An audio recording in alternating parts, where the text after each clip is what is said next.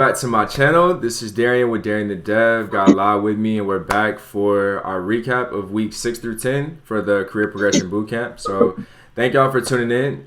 If you're into tech, entrepreneurship, coding, startups, anything like that, make sure you guys like, share, and subscribe. It really helps me just stay motivated to put this content out for you guys. If you're like really brand new and haven't seen this stream before, La and I are both professional software developers, and basically we went to coding boot camps. And ever since then, since we've had our jobs, we try to stay up to speed and learn new things, stay competitive in tech. So we pretty much put these live streams out to show you guys what we are working on week to week and pretty much what we're learning and, yeah, our takeaways. So I'm going to go ahead and share my screen and we'll recap the last 4 weeks of the boot camp. Basically, we spent last week kind of just doing a breakdown. Let me just check really quick to make sure the stream is good, the sound and everything.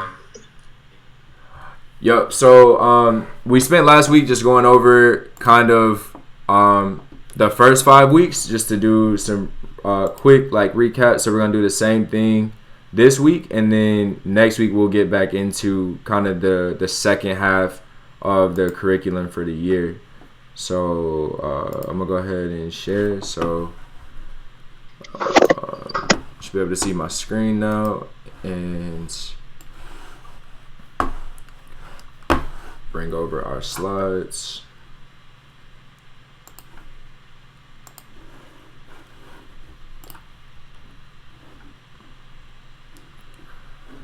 Okay, cool. So I'm going to give it just a second for the stream to catch up and make sure that we can see the slides before I get started.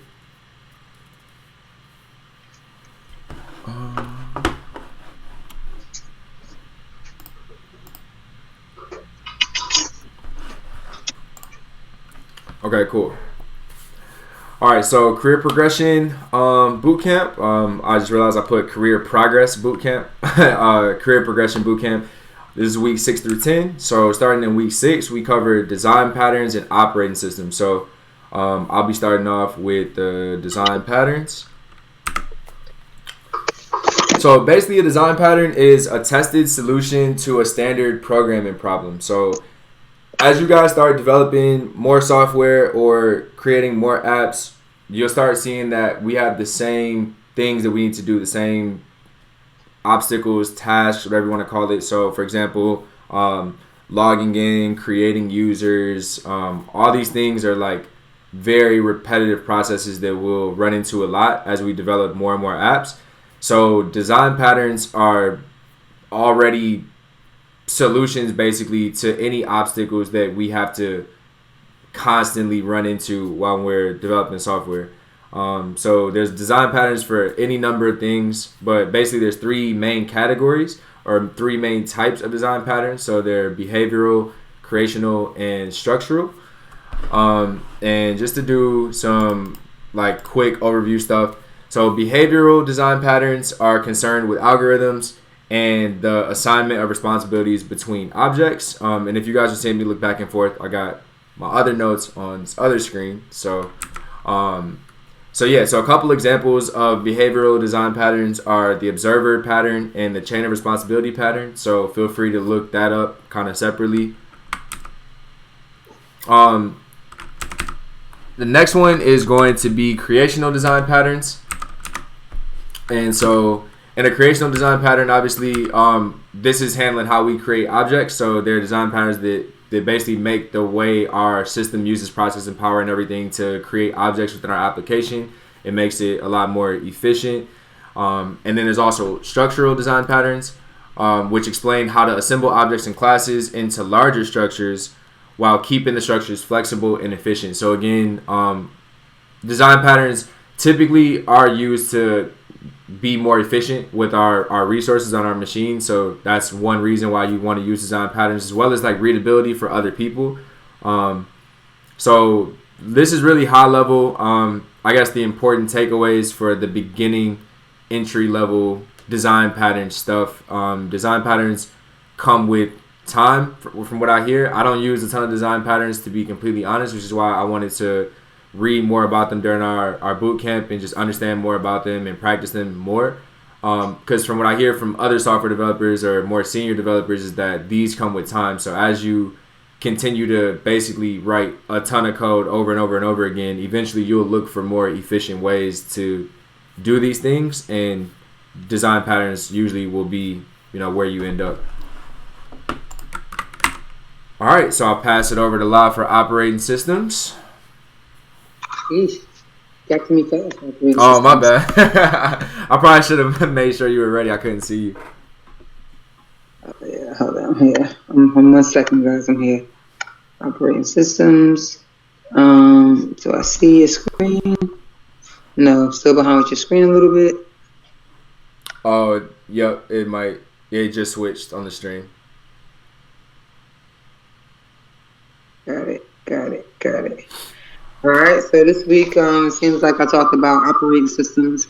It seemed like it was the first chapter of operating systems. We pretty much talked about overview, I guess to summarize, what operating systems do. So we talked about the idea that an operating system, it manages both the computer system and also it manages the user who's using the system. So I thought that was really interesting, just understanding that concept. Talked about computer system operation. Pretty much how a computer system operates. Learn more about the kernel that week, about how the kernel is the main part of the computer system, the memory part, the architecture, the different parts of the operating system. So we talked a lot about the memory. Sorry, let me look at some of my notes. So talk a little bit about the pieces of the computer system. We talked about the Bootstrap program, how that program is that it comes with every operating system and is the basic information your operating system needs to start. So pretty much it loads the information into the kernel and it starts your process. So we talked a lot about stuff like that, how the operating system works, how it uses interrupts to pretty much stop and start programs, how they call programs. They use that interrupt to sort of stop them, stop a program what it's doing and to move to the next system or next process. Architecture, we talk a lot about the parts of the computer system, so the storage, RAM, the hard drive,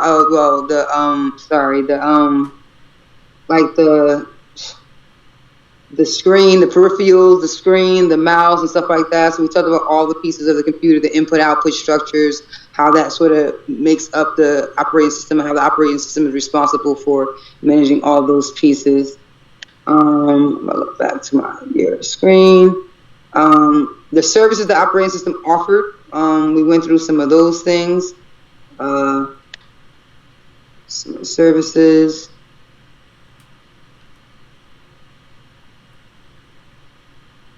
Sorry, guys. So we talked about how have the dual mode operation. Those are some of the services that offer. How you can run multiple operating systems at one time, clusters, so a little bit of things like that, and virtual machines. I think virtual machines were pretty much interesting as well. Talk about how you're able to port your own operating systems to other systems and how Docker came into play. So this pretty much was just the overview of the beginning of operating systems. I think I'll talk about it a little bit more and another couple slides later on, but this was just pretty much the basics of operating systems. Cool. So that was week 6. So from there we moved into week 7, where we talked about authorization, authentication, JWT, and pretty much implementing this stuff in C#. So moving on. All right. So authorization and authentication are not the same thing. So we stressed that heavily this week, and we went over a lot of the differences. So starting out with authorization. Authorization refers to access. So you can think of the word access, you can think of authorizing somebody. And that refers to what you can see or what you can do within our application. So basically just authorizing somebody, like what are you allowed to do or not within our application. And then authentication is identity. So authorization, you can think the word access. Authentication, you can think the word identity, meaning who are you? So what role do you have within our application? Are you a admin? Are you a manager? Are you an employee? Like, what is your identity or your role inside the app? Because based on your authentication, your authorization will be different. Will authorize you to do different things. So, so let me see. Let me bounce back over here to my notes as well.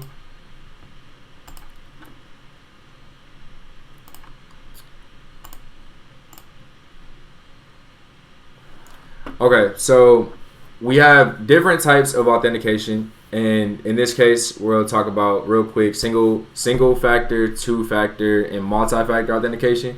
So single factor is just like basic standard, just email password, right? So it's like that single credential is what gives you access to the app or whatever it is you're using.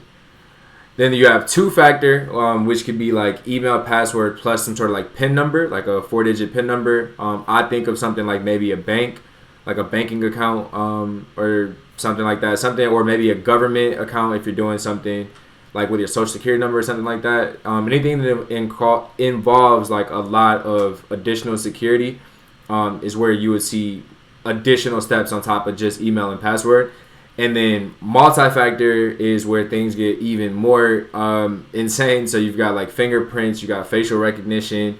And then also when we sign up and create accounts and then you get that email verification where you have to open that email that you receive and then click a button inside that email to verify your email address is another example of multi-factor authentication. And then encryption as well is another thing we talked about. So we talked about different types of encryption. So encryption is a way that we can send data in a protected way over a network. And I guess the technical definition from my notes, data encryption is what happens when you take the text or data that you use and convert it into a code that cannot be understood by those who do not have the correct key.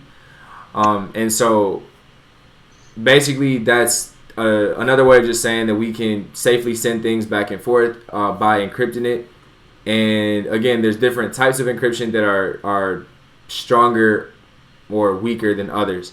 So that's another topic that we won't talk about here. But each type of encryption is using a different hashing algorithm. So another topic that we talked about during this week that I'd recommend everybody go look up on your own basically is like hashing algorithms. And just look at the difference between them and what makes some weaker or stronger than others, because certain hashes are better for certain scenarios than other, or certain hashes are better for certain types of data than others. So so encryption is a topic that you'll want to know a lot about because storing like plain text passwords in your database is a really bad thing. And so, you know, obviously you can do it, but as you get better and as you start expecting more users to be on your application or whatever, you definitely don't want to have that big of a risk to security by just having unencrypted passwords saved. And then JWT tokens, again, these two things kind of go hand in hand, encryption and JWT. So it's another way of us being able to send data over a network and to be able to allow somebody access to certain things in our application based on this JWT token and the information we get from it. So another topic that I would heavily recommend people diving into, because you'll see them used together a lot. And I use JWT a lot. I think it's kind of probably the more common one, the common way of using web tokens. I know there's other ones. JWT is not the only one, but I know it's a really popular one. So I would look into that. If you just Google JWT, you'll be able to find a lot of information on that. Okay, so from there, we went into week 8. So week 8, we did project updates where we were both sharing some of the things that we were working on, showing some of the code. I don't remember specifically what I showed. I think it was just the early stages of the current side project I'm working on, which is in C#. And then La touched on programming languages this week, and she covered a lot of them, and she did a really good job of kind of like defining the different like reasons and uses behind them. So I'll let her kind of break down the different types of languages and do her overview on what she did that week. All right. So pretty much this week I talked about like the types of languages. So we talked about the difference between the machine language, assembly language, high level language, and interpreters. And pretty much just a quick overview. A machine language is the basic ones and zeros that talks directly to your computer. You see a lot of that language used in like hardware products and things like that. Assembly language is a little combo. It has a couple regular words in there to sort of make it. It was developed to make it easier for developers to work with. The languages ones and zeros became very difficult after a while. High level language was developed even more for us developers. So that now we're able to write programming that can talk to our operating system. Prior to that, all these languages were used to talk to either hardware or hardware to operating system. When we got to high level languages, we created a way now where we can use the language from software to talk to our operating system. And then we got finally to the last one was the interpreters. And that's pretty much what we use, like with Python, with scripting languages. We use interpreters to sort of, I don't know, I feel like it sort of sits on top of a regular language, a lower level language, and instead of you having to compile it, it actually just goes. The lower level languages converts it and it spits it back out to you very quickly. That's pretty much my understanding to it. I definitely have to do a little bit more research and to get a better idea of what interpreters are, how they work per se. Okay. But aside from that, we did some example of languages. We talked about Bash, which is an interpreter. We talked about how that is used for most of the time for your operating system. A way to work with the operating systems, and it's used a lot in Linux. So we talked about that in your command line. We talked about C, C++, and C++. Pretty much that we talked about how C was pretty much used at the operating system level. You see a lot of C being used at that level. C++ is a more of a higher level language and is developed to be written with software and also developed to be able to expand on the features that C already has. C is, like I said, is more of a low level language, and you can use it more for your operating system. So it didn't have all the abilities and capabilities that was necessary for you to program with it, although it was a very good language. And C++ just sort of capitalized on that. We talked about SQL, structured query language. We talked about the three differences, the DDL, DML. I think we talked about that last week, so I'm not going to go into that all deep again. We talked a little bit about Go, and that Go was pretty much created as a compile language and was created to work more so with the backends and made for multi-core processors. We talked about Java, which is a low-level language, or higher-level language. It's statically typed. It's a compiled programming language as well. We talked in more detail about the way that Java compiles its program. Again, I'm not going to get into that today, but we did talk about that in more detail in our earlier videos. Ruby's a scripting language. Talk a little bit about that. And the scripting meant that we didn't have to compile that language. It was dynamically typed. Meaning we didn't have to sort of identify that it's a variable or what type of variable or what type of integer it was before we used it. And finally, we talked about JavaScript, which is also a scripting language as well. And that was pretty much the summary for programming languages for that week. For sure. All right, cool. That was great. Thank you, La. And we got Gavin in the chat. Gavin, what's going on, man? I saw your chat. I'm just trying to keep my screen share going on. So I'm not typing back right now. But what's up, man? I see you. I thank you for joining in and for being here with us. So week 9, we talked about SMTP, and then we went more in depth on some operating system stuff. So I will go ahead and start it off with the SMTP. So SMTP stands for Simple Mail Transfer Protocol. And again, this is all kind of like related to networking stuff. So when we send an email, we're using SMTP, Simple Mail Transfer Protocol. And then when we have the content of an email, like if there's attachments or something like that, and we need to download something onto our computer, we use a different protocol called IMAP. Let me see. I want to give you guys the definition of IMAP. I know it's simple mail transfer protocol, and I don't have in my notes what IMAP is, so I'm gonna look it up. I'm gonna look it up really quick so I can tell you guys exactly what IMAP stands for. Internet Message Access Protocol. Internet Message Access Protocol. And so again, whenever we download attachments or anything that we get from an email, we're using two different protocols.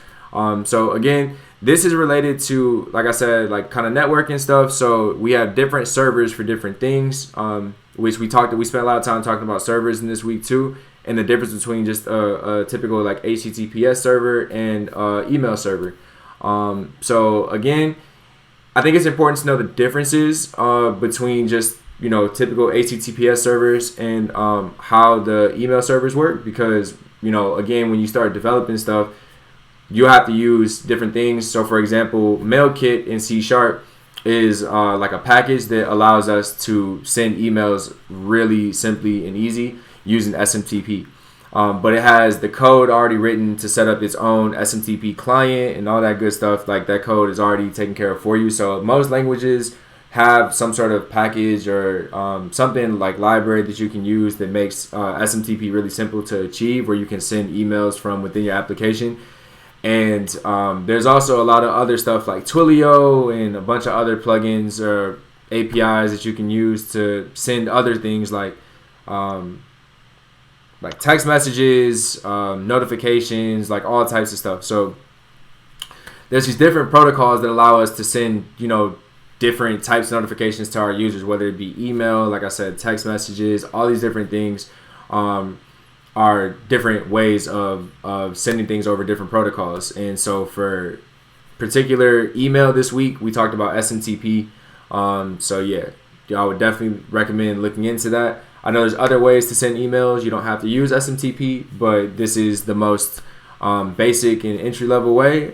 So this week I also showed how to use this, actually, how to use MailKit and make a email like sending or like a what's it called? Like an email campaign service. I was spending like $30 a month for something called ConvertKit to basically send out emails, and I wanted to make something that did that for me. So using SMTP with MailKit, I was able to do that with C#. We talked about that this week. I went over the code for it, but I'll probably make another video in the future where I actually like walk you guys through it, do like an actual tutorial on it, because it's rather simple. It doesn't take a lot of code at all. So yeah, basically just the difference between SMTP and IMAP is sending versus downloading email content. And there will always be some sort of like outside library, no matter what type of language you're using. There will always be some sort of package or something that allows you to send emails relatively simply. So just look up SMTP for your language, Python, Ruby, whatever, and see what the MailKit equivalent is for your language. So the next thing we have up is going to be operating systems. Operating systems again, or yep. So we got operating systems. So now we got processes, process block, queuing diagram, process creation, and inter-process communication. Got it. Chapter 3. Got it. Yep. All right. So So this week we talked about, I guess, chapter 3 was more about processes. So we talked about a process and pretty much said it was a program running on a system. Pretty much, we talked about that every time a process was created, that they had certain attributes that come with it, like whether it's new, how long it's been running, and all these provide instructions to the operating system, so the operating system knows how to manage the process.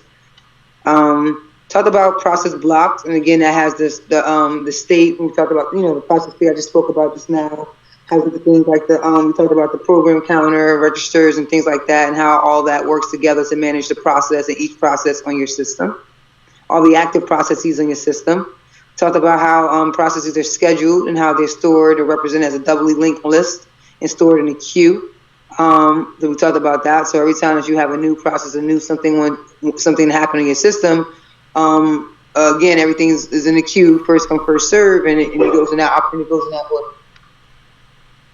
We talked about the queue diagram, how the queue operated and how it was how input and output. We use the example of input output request and how that process could be how it creates a process. We talked about how processes are created, how new processes are created, and pretty much we talked about whether you could yeah, that's pretty much. I won't get too deep into that. You can go back to the other videos. That's too deep. And I guess lastly, we talked about inter-process communication. Pretty much how you can use a shared memory system or message passing system environment to sort of have processes communicate with each other throughout your operating system for more efficiency. So that's pretty much it. Just a summary of what I talked about that week. Okay, cool. All right, so Gavin says, great info. Thank you, Gavin. We appreciate you, man. He says, started my first dev job with Niantic in February. So congratulations, Gavin. If you're still here with us on the stream, man, let us know how the job is going, man. So it looks like you've been there for a little over a month, and it's coronavirus too. So you probably you might be working from home, I'm guessing. So let us know how that's been going. What type of things have they had you doing so far in your first month there? And then the last week, week 10, we talked about React hooks. This was a great week of learning, I think. I know it was for me, definitely, because I had a rough time kind of getting a good grip on state when I first started getting into React. And so the idea of hooks was kind of just adding to the confusion, because you've got the traditional way of using state that you can use or do, and then you've got the new way, which is with the hooks. So I didn't really understand what the difference was or why you'd use one over the other. Turns out that you can really use them interchangeably. So you can use state or hooks, and it really doesn't make a difference. You can mix and match them, which I like a lot personally, because there are certain scenarios where you might want to use hooks just because the code is cleaner or it's easier to read, or whatever the case is. You might have reasons that you want to use hooks, advantages you want to take care of. And then other times, traditional state might be better with a regular class component. So, okay, so state versus hooks. And then we've got use effect and we've got use state. So I will just give my very high level overview of my understanding of these things, and then I'll let La go a little bit more in depth, because she is the React expert here, in my opinion. Compared to me, she's the React expert. So I'm gonna let her go more in depth. But so you've got traditional state, which is used in class components, and then you've got hooks, which is then basically where you can use state in functional components. Whereas I believe before hooks, you could not use state in functional components or declare state in functional components. So hooks has now allowed developers to do that. And you'll understand, I guess, the benefits of why you'd want to use hooks in functional components if you start to dabble with React a little bit. I'm not the person to explain that difference, but again, if you start working with it a little bit more, you'll understand how, if you're not using hooks, then state cannot be declared in a functional component. And then we have these different lifecycle methods. Traditionally, when we use state, there's lifecycle methods like component, did mounts, on something else. There's like a few of them. There's these few different specifically named methods that can be used with traditional state that give us different functionalities with React. Again, I'm gonna let La explain this better than me, but there's like 4 different ones. They all have specific behaviors that you use in certain scenarios to achieve certain things. So the equivalent of that with hooks is use effect and use state. So with state, when we go to actually set state, we use a method called set state, and that's actually how we update our state anytime we need to change it, basically. With hooks, we use something called use state. From what I can understand, they accomplish the same thing. They're just written differently, like I said, for better readability. I don't really have a preference. I think they're both pretty cool. I've used them both now, so I don't really have a preference. I would just say that hooks is definitely convenient to have to switch back and forth in between. And then use effect is very similar to on component did mount lifecycle method. So when the component first loads on the screen, whatever the code is inside of on component did mount, once that component mounts on the screen, it runs that code immediately. And use effect is similar with hooks. Like when the component is first like loaded or born, it runs the code inside of your use effect method, so that if you need to get data from an API before the component loads so that you can actually display that data, you could do that inside of a use effect. Or if you were using traditional state, you could do that inside of component did mount. That might have been confusing, but that's why we got La here. So I'm gonna let her explain that much more better than I did.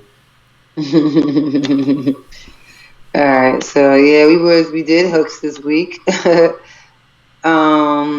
So we pretty much talked about the basics of it. That use effect, it pretty much encapsulates the side effects. We talked about so we use it for mutating non-local variables, fetching requests, and DOM updates. And we said it also, like Darian spoke about, said it can be used in functional components. So pretty much use effect, it goes through the normal lifecycle process after the final render. So use effect is sort of like I thought that I did elaborate on that when I spoke about that, because I thought that was really interesting to understand. If you understand life cycles, that when your component mounts, well, we're talking about a functional component, so it's only going to render one time.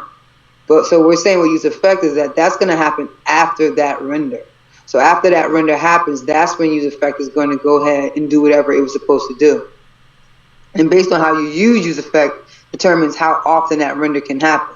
And those rendering is what we call side effects. So when we're talking about these components of use effect being able to help you manage side effects, that's what we're saying. It helps us manage how often and when we choose to render a certain component. So I showed a lot of code here and talked about it in more detail. But again, like I said, this is just a summary of what we talked about that week. So I would just definitely advise to go back. That was like one of the most recent videos we did. And it was not that long. But I definitely spoke a lot more detail and explained the code to highlight more just the fundamental examples of how use effects can be used.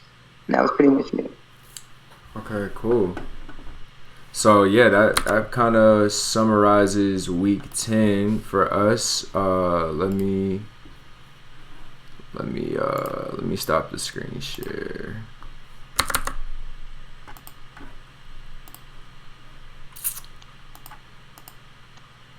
Okay, cool. So we should be back on our standard screen. So really quick, I just want to respond. So we got one more response from Gavin. So Gavin says that his job is going good. He says, yeah, working from home, but it's not the same. He said it was awesome watching how Pokemon Go was built. He says, had to ditch React because the company uses Angular, and I had to learn that. Yeah, so I think that's really interesting, man. That's how it was for me. Like I took Java Bootcamp, and then my first job ended up being C#.net, and I had to learn that. But I'm grateful, I guess, because now I feel like I have another skill set. I'm not as strong in Java as I used to be because I've been doing C# the last like almost year and a half now. But it's good knowing that I guess I can understand Java. I could always go back and kind of jump into it and refresh and build a couple projects and kind of get back into it. So if you started out with React and then now you're doing Angular, I mean, it's going to make you probably more dangerous in the future, man. So, but I'm glad everything is going good, though. La, you got any advice on the switch from like React to Angular or anything, or any job advice for him? Embrace it. They're all, at the end of the day, fundamentally, they're all the same. So just embrace it and focus on JavaScript, because JavaScript is the fundamental of all of these frameworks. So then you should be good. That's very true. So yeah, Gavin, we're wishing you the best, man. Thank you for tuning in with us. La, thank you again for being here. This was technically like week 11, but week 11 or 12, but this is us just recapping the first half of the career progression bootcamp. So La and I are going to take some time this week to kind of restructure, reorganize, think about how we want to present the next section of the career progression bootcamp. So feel free to let us know down in the comment section down below what you guys want to see or how you'd like us to present things. We're thinking about doing a lot of our projects, so like showing you guys the projects that we're building and talk about the lessons we're learning over the course of weeks as we build out the projects. Gavin says, appreciate you guys, man. We appreciate you, man. Thank you, Gavin. So we're thinking about building projects and everything and showing you guys the updates. So let us know if that's something you'd be interested in, or maybe some live coding sessions. We try to keep this fresh. We try to like think of different ways to present this stuff and not make it boring or feel like you're in school or anything.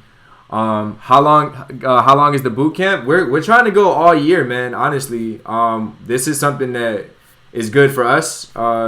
For career-wise, so we're trying to keep it going. We just want to keep the content fresh, basically. So we're trying to go all year. So with that being said, yeah, we'll catch you guys. We'll catch you guys next week. We're gonna, like I said, think about how we want to restructure the second half of the boot camp, and then we'll come back with some more great content. Hopefully that you guys can enjoy and learn from. So again, this is Darian the Dev. La again with us. Thank you again. Thank you guys for being here. We'll see you next week.